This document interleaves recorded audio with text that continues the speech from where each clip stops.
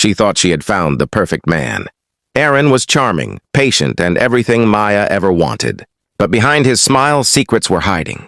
A mysterious journal, a stranger in the shadows, and a family fortune linked to her past. Someone she trusted the most is planning the ultimate betrayal. In a world where nothing is as it seems, how far will Maya go for truth? And revenge? A warm summer evening settled over Atlanta as Maya Thompson stepped out of the community center where she worked as a social outreach coordinator. The sky was turning deep orange, and the air carried the smell of grilled food drifting from nearby food trucks. Maya moved slowly across the sidewalk, her tote bag filled with flyers about the city's youth empowerment program.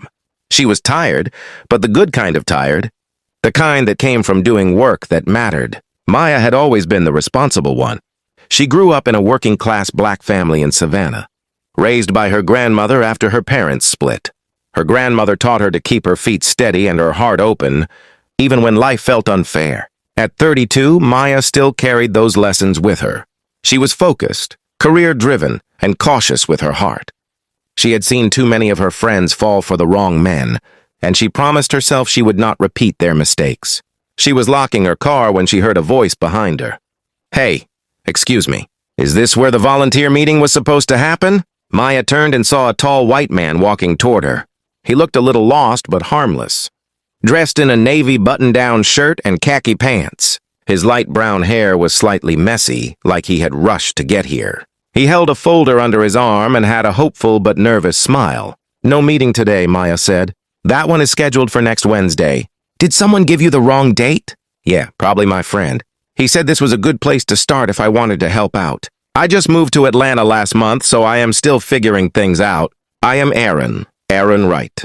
Maya gave him a polite smile. "Well, you found the right building, just not the right day. I am Maya. I run most of the community programs here." Aaron laughed softly. "Then you are the person I should talk to." He paused, shifting the folder to his other hand. "Look, I know this might sound weird, but I am actually trying to learn more about youth services. I grew up doing volunteer work back in Oregon and wanted to continue it here."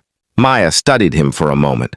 Most strangers she interacted with had quick excuses or attempts to impress her, but Aaron seemed genuinely interested, almost humble. Something about his tone made her guard lower just a little. "If you want," she said, "you can walk with me to the parking exit. I can give you the correct details for next week." Aaron fell into step beside her, keeping a respectful distance. "So what made you want to work in this field?"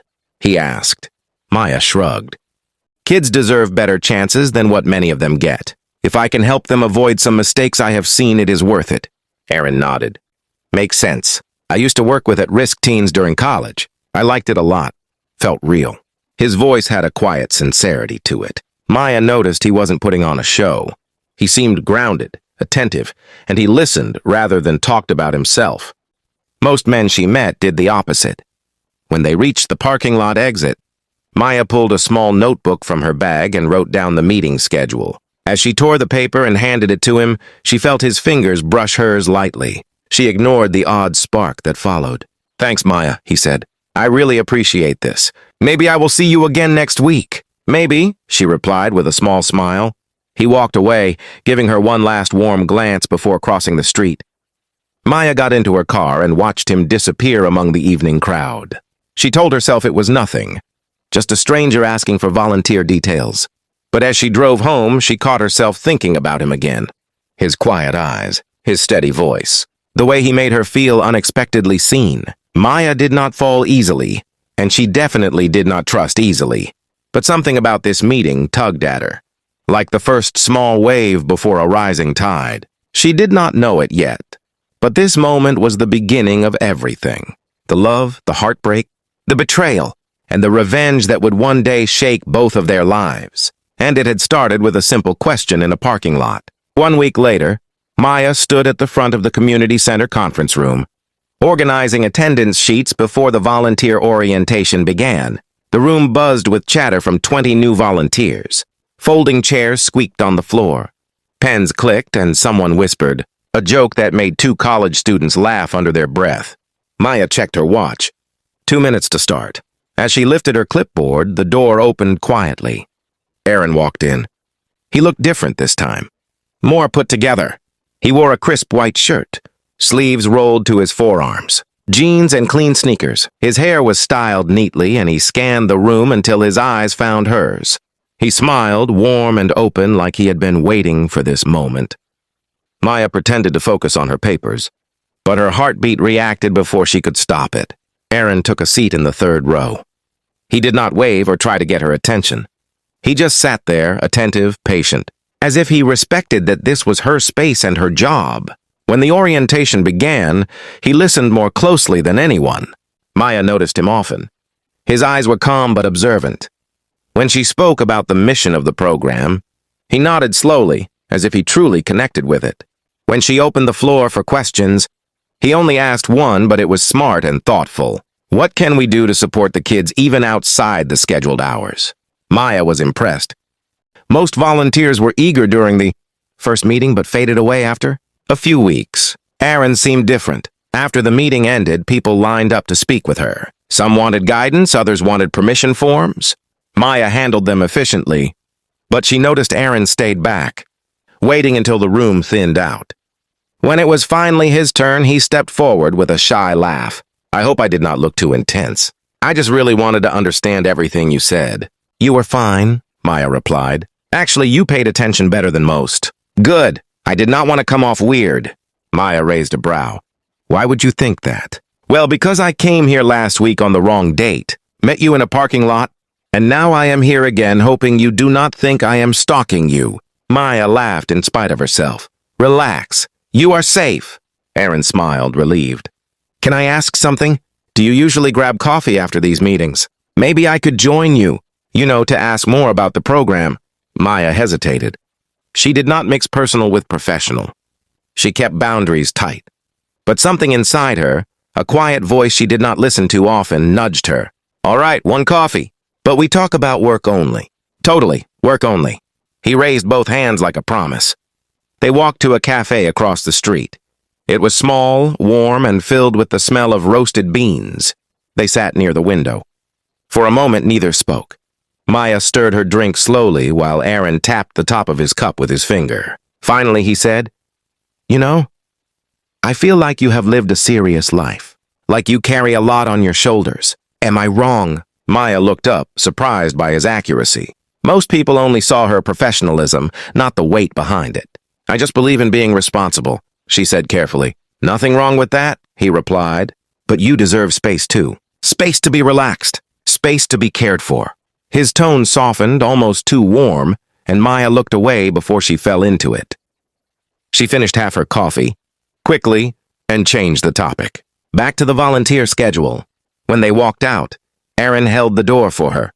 Thanks for giving me a chance today, he said. I know you did not have to. Maya nodded. See you at the next session. As Aaron walked toward the bus stop, Maya watched him for a moment longer than she meant to. There was something gentle about him, something patient, something that pulled her curiosity even when she tried to resist. But in the distance, a black SUV sat at the end of the block. In the front seat, someone held a phone in hand, camera raised toward the sidewalk. A faint click sounded as another photo was taken. Maya did not notice. But someone was watching Aaron, and they were not happy. 2 months later, Aaron had become a steady presence in Maya's life. Not officially her boyfriend, but something close. They went for coffee once a week. They teamed up during volunteer events. They texted casually, never crossing any lines, but the connection grew in small, unplanned ways. Maya felt herself soften around him. She laughed more these days. She took evening walks again. Her friends noticed her brighter mood, though Maya never admitted the reason. One Saturday morning, Maya and Aaron helped set up a youth fundraiser. While arranging tables, he brushed a strand of hair away from her face, his fingers lingering longer than necessary. Maya stepped back, flustered. Sorry, he said quickly. Habit. I should not have done that. It is fine, she said, though her heartbeat betrayed her words. Later that day, when the event was almost over, Aaron asked her quietly, Can we talk after this? Just for a minute. Maya nodded. They met behind the community center where it was quieter. The sun was low, giving the brick building a golden glow. Aaron looked nervous. I like you, he said. More than I expected to. I know your life is careful and your walls are high, but I just want to be honest. I like you, and I want to know if you could ever feel something for me, too." Maya felt her breath catch. She had avoided this topic for weeks, maybe months, but she could not deny what she felt anymore. "Yes, Aaron," she whispered. "I care about you, too." He stepped closer, slow and respectful, and gently held her hand. They stood like that, two people letting themselves hope for something good. Then a voice cut through the air. "So this is what you are doing." Both of them turned. A woman stood near the alley entrance, wearing black leggings and a fitted gray jacket. Her blonde hair was tied in a high ponytail. She held a phone in one hand and anger in her eyes. Aaron froze. His face went pale. Maya looked between them. "Who is this?" The woman stepped forward. "I am Claire, and I am the person he forgot to mention while he was busy flirting with you." Maya's stomach twisted sharply. She pulled her hand away from Aaron. Aaron stepped toward Claire. "This is not the place, and we are not doing this." Claire scoffed. "You disappeared for hours. You do not answer my messages. Now I know why." Maya stood still. Her heart thudded in her ears. She had trusted him. She had let him close. And now this. "Is she your girlfriend?" Maya asked quietly. Aaron hesitated. For a moment too long. Claire folded her arms. "Yes, I am." Aaron quickly shook his head. "Not anymore. We ended things weeks ago." "Claire, stop making this something it is not." Claire stepped closer and held up her phone. "I have all our messages from yesterday. Should I show her? Or do you want to explain it yourself?" Aaron clenched his jaw. "Give me the phone, Claire." "No!" Aaron grabbed it, but Claire held tight. The phone slipped from her hand and hit the ground. The screen cracked. "You broke it," Claire shouted. "You should not have come here," Aaron said. "Oh, I am not done," Claire hissed. She turned to Maya. "Ask him who he really is. Ask him why he moved here. Ask him who he is still talking to at night." Maya felt a cold wave rising in her chest. Claire glared at her one last time, then stormed off. Aaron turned to Maya, desperate. "Maya, please listen. It was complicated. Claire and I were ending for months. Today she showed up out of nowhere. She is unstable and jealous. I am not with her. I swear it." Maya looked into his eyes. She wanted to believe him. She wanted to trust her heart. But Claire's words clung to her mind like hooks. "You should go home," Maya said quietly. "I need space to think." Aaron stepped forward, but she raised her hand, stopping him. "Please go." He walked away slowly, shoulders heavy, steps uncertain. Maya stayed there, unable to move. The golden light faded behind her, leaving the alley in shadow. She felt confused, hurt, angry. But she had no idea this was only the first sign of trouble. Much darker things were waiting. 2 days passed, and Maya tried to disappear into her work. She cleaned out the storage room at the community center, answered emails, and reviewed budgets for an upcoming youth workshop. But no matter how busy she stayed, her mind returned again and again to Claire's furious eyes and the shattered phone on the pavement. She did not want drama. She had built her life carefully to avoid it. She never let people close if they looked unstable or unpredictable, and now she was standing right in the middle of a mess she never asked for. That afternoon, as she stepped outside to toss a bag of trash into the dumpster, she found Aaron waiting near her car. He looked exhausted. His eyes were rimmed red like he had not slept, and his hands stayed in his pockets like he was trying to keep himself steady. Maya crossed her arms. "You should not wait for me like this. I know. But I need to talk to you." Maya considered walking past him, but the look in his eyes held her in place. 5 minutes, she said. Aaron nodded. "That is all I need." He took a breath. "First about Claire. She and I were together for 2 years. The last 6 months were a mess. Constant fights, jealousy, control issues. I was trying to end it, but she kept pulling me back into arguments. I moved to Atlanta to start over. I told her it was over. She did not accept it. That is why she showed up like that." Maya remained silent, watching his face closely. "I should have told you about her sooner," Aaron said. "I messed up. But I am not lying to you. I am not with her. I want to be with you." Maya felt her heart soften, but her mind stayed sharp. If she had learned anything from life, it was this. Feelings can be real, but actions tell the truth. "You said you were done with her," Maya said, "but she said you were still talking last night." Aaron shook his head. "She is lying, or twisting things. She keeps calling me even after I blocked her. She uses different numbers. I ignored everything, I swear. Maya studied his expression. His voice did not crack. His eyes did not shift. If he was lying, he was good at it. Before she could respond, Aaron stepped forward. Let me show you something. He pulled out his phone and handed it to her. Maya hesitated, then took it. He opened his messages. The last text from Claire was weeks old. Dozens of ignored calls. A few angry voicemails. Maya scrolled through, her chest tightening. Claire's messages looked obsessive, desperate, and furious. Some even bordered on threatening. Maya handed the phone back slowly. I still should not have kept this from you, Aaron said.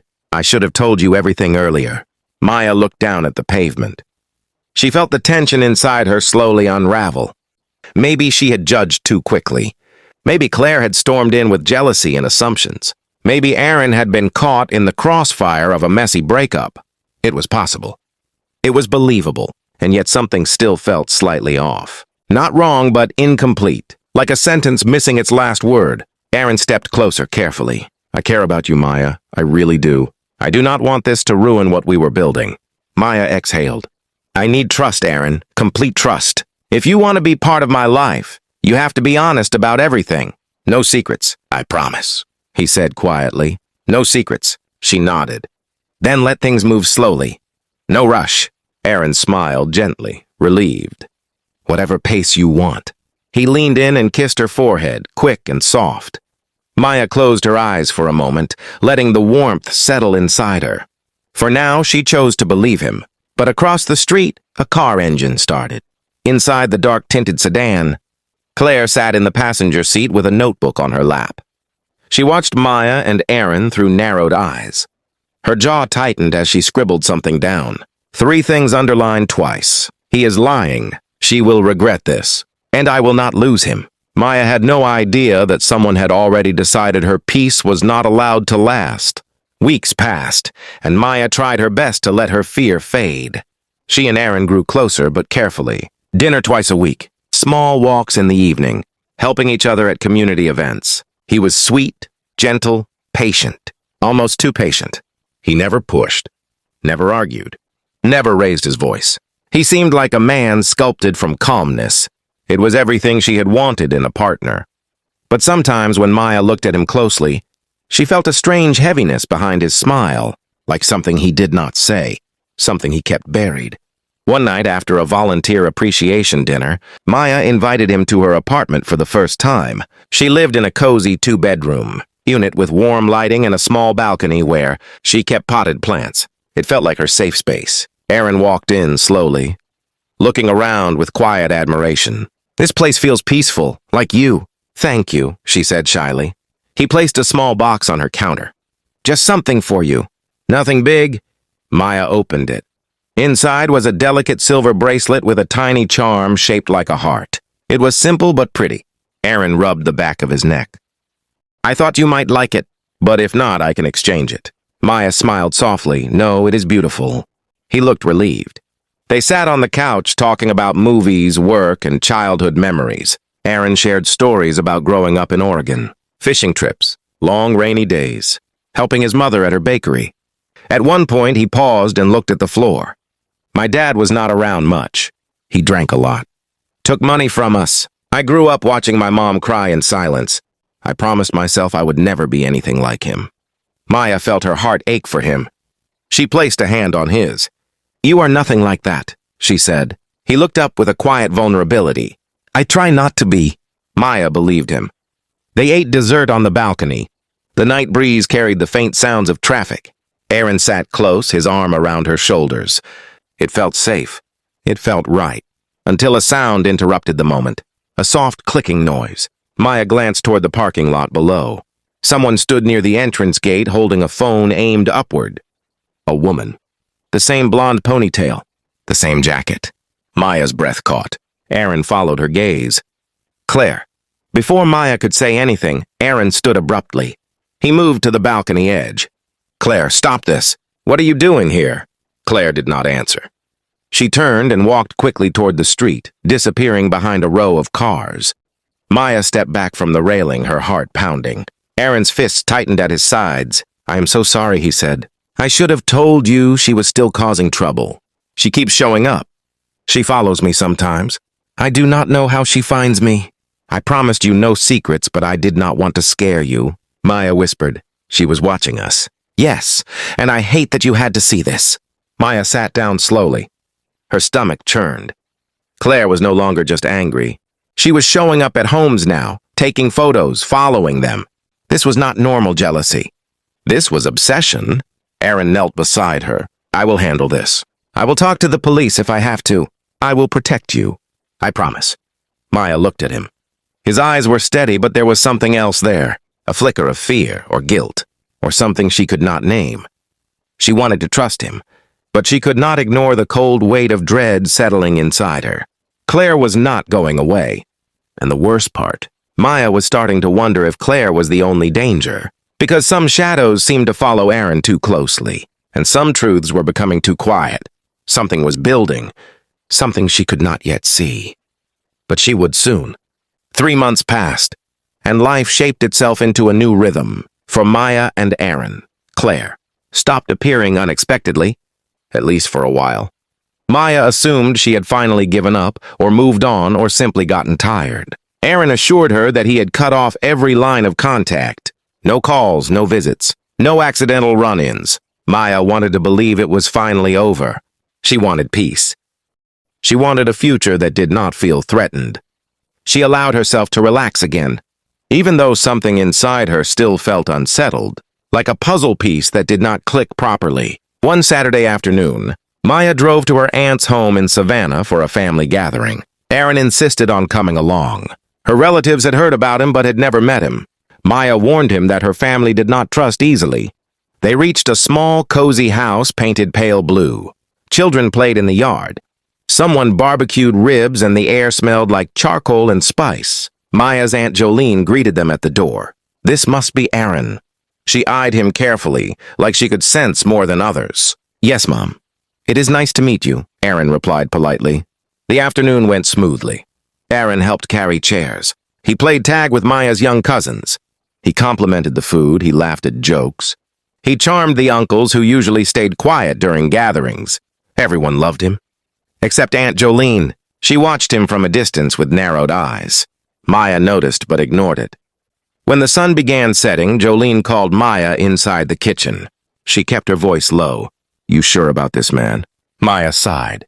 Auntie, please, do not start. I am just asking, Jolene said firmly. He smiles a lot, too much. And he watches you like he is afraid you will slip away from him. Something about him is tight.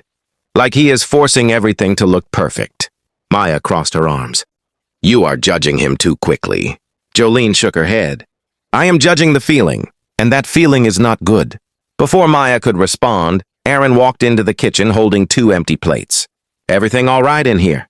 He asked gently. Jolene nodded, but her eyes said otherwise. Later, when they drove home, Aaron looked quiet. He tapped his thumb on his leg absent-mindedly. Your aunt does not like me. Maya sighed softly. She does not like anyone at first. She is overprotective. Do not take it personally. Aaron stared out the window. I want your whole family to trust me. I want to build something real with you. Maya smiled slightly. We are building something real. Aaron exhaled. I want more. Maya frowned. More. He reached into his jacket pocket and pulled out a small box. Maya froze. Aaron opened it, revealing a simple gold ring. Not flashy, not diamond-covered, just elegant and warm, something that looked exactly like Maya. Aaron took a deep breath. Maya, I want to spend my life with you. I know things have been messy with Claire, but I want a clean start. I want us, just us. Maya stared at him, her heart pounding. She had dreamed of marriage someday, but not so soon. Not with the weight of secrets still hanging in the air. Aaron continued softly. I want to build a home with you, start a future. You mean everything to me. Tears gathered in her eyes. Her heart said yes. Her caution said wait. After a long moment, she whispered, Yes, I will marry you. Aaron pulled her into a deep embrace, whispering how happy he was. But Maya did not see the expression on his face as he held her. A strange mix of triumph and something darker, something he did not let her see. 2 weeks after the proposal, wedding planning moved fast. Too fast. Aaron insisted on a small private ceremony. No large crowds, no unnecessary guests. Just immediate family and a few close friends. Maya assumed he wanted something intimate and meaningful. She loved that idea. Then Aaron brought up something unexpected. "We should buy a house together before the wedding," he said one evening while they sat on Maya's balcony. "Start our new life in a place that is ours." Maya nodded slowly. "I like that. But houses take time." "I found one already," Aaron said quickly. "A perfect one. Near the youth center. Big yard, quiet street." Maya blinked. "Already?" He smiled. "I know it is sudden. But when I saw it, I pictured us in it. I talked to the owner. He said he would hold it for us." Maya hesitated. "Are we rushing?" Aaron took her hand. "Maya, we are building a life. Let us take the step. You always said you wanted stability. This is stability." She nodded. Maybe it was emotional. Maybe it was the excitement of a new beginning. Or maybe it was the soft way he held her hand. She agreed to see the house. The next day, they visited it. The place was charming. 2 bedrooms, a porch swing, sunlight streaming through wide windows. A fenced backyard for future kids. It felt peaceful. It felt like the life Maya had always wanted. Aaron walked through the house like he already owned it. He checked cabinets, touched walls, imagined where photos would hang. Maya felt warmth rise inside her. When they sat down with the owner, a middle-aged man in a brown shirt, Aaron gently nudged Maya forward. "Go ahead and sign first, since the mortgage will be under your name." Maya froze. "Why mine?" Aaron kept his voice calm. "I am still getting paperwork finalized from Oregon. It is messy. I do not want to delay the house just because I am waiting on documents. Once everything clears, we can add my name too. It is temporary?" She stared at him. "Are you sure?" "Of course, we are partners. This will be our home." The owner pushed a set of papers toward her. Maya took a deep breath and signed. Aaron signed afterward, adding his name in the buyer's section. The owner excused himself to the kitchen to get a copy. The moment he left, Aaron leaned close and whispered softly, "Thank you for trusting me." Maya smiled faintly. Then something caught her eye. Aaron's signature. She knew his handwriting. She had seen him write notes. She had seen him fill forms. His letters were sharp, small, neat. But the signature on the buyer's line looked different, bolder, more curved, more practiced, like a signature he had used many times before. She frowned. Aaron noticed her expression. "Something wrong?" Maya shook her head quickly. "No, I am fine." But she was not fine. She felt a strange tension forming in her stomach. Something was not fitting together again. Later that night, she got a call from Aunt Jolene. "You move fast, baby, too fast. I got a feeling in my chest that is not sitting right." Maya sighed. "Auntie, please. I am already stressed." Jolene spoke softly. "Then listen to me carefully. Do not hand over anything important to him. Not your papers. Not your accounts. Not your property, not yet." Maya swallowed hard. "Aunt Jolene, why are you saying this?" "Because some people smile with their mouth but hide their truth behind their back." Maya sat on her bed in silence. When she hung up the phone, she noticed something strange. Her bedroom window was slightly open. She never left it open. Outside, the quiet of the night felt heavier. Still. Watching. Maya closed the curtains slowly. She did not know it yet, but she had already stepped into something dangerous. The house papers were only the beginning. Something bigger was coming. And the truth was closer than she thought. It was past midnight when Maya stepped cautiously out of her apartment building. She had told herself that the strange noises, the sudden fear and the tension around Aaron were all just coincidences, but now reality felt heavier. As she moved down the narrow hallway behind her building, she heard soft footsteps following her. 1, 2, then a third, louder. Maya held her breath and quickened her pace. The corridor stretched into a dark alley ending in a plain brick wall. She stopped. A shadow slowly emerged ahead of her, then took shape. It was the same blonde ponytail woman who had confronted her before at the fundraiser.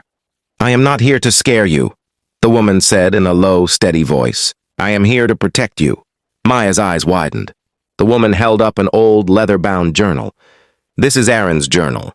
He wanted to tell you the truth. But he was not allowed." Maya's stomach twisted. "Allowed by who?" she asked. The woman glanced around, lowering her voice. "Not everyone in this house is your enemy, but the one who is powerful. You need to understand that you walked into a trap. This invitation was never safe. Maya gripped the journal. Fear tightened around her chest. The woman whispered one final warning before disappearing into the shadows. Trust no one, not even the one you believe is your greatest ally. Maya was left alone in the alley, holding only the journal and a growing sense of dread. Back in her apartment, Maya locked the door and turned on every light. She opened the journal carefully. The first page made her blood run cold. If this journal reaches anyone, I may already be gone. Her hands trembled as she read further. This house is a fortress of wealth and control, but inside it hides a silent war. Maya, you are the reason this war has started. Her heart raced. The reason? Why? The journal continued. Ask Aaron why he brought you here. Ask who is keeping you from leaving. Ask why no one is what they seem. Maya's head spun. Aaron, her protector, or someone hiding a secret? A few pages later, she found a chilling note. This whole plan started because of something your father hid years ago. Only you can unlock it. Her father? But he had been gone for years. What connection could there possibly be now? The last page she could read was torn and incomplete. The only clear line remaining was, the person you trust the most will be the one to betray you first. Suddenly, she heard a voice behind her. Maya, it's me. Open the door. I need to explain. It was Jackson, the very person she had trusted from the start. Maya froze. She did not open the door. The room fell silent. But the sound of Jackson's footsteps, retreating, left a new doubt growing in her mind. Could she trust anyone anymore? The mansion hall was dark. Maya stepped inside, looking for the torn journal page and the truth it held. A tall figure waited in the shadows. It was not Aaron. It was not Jackson.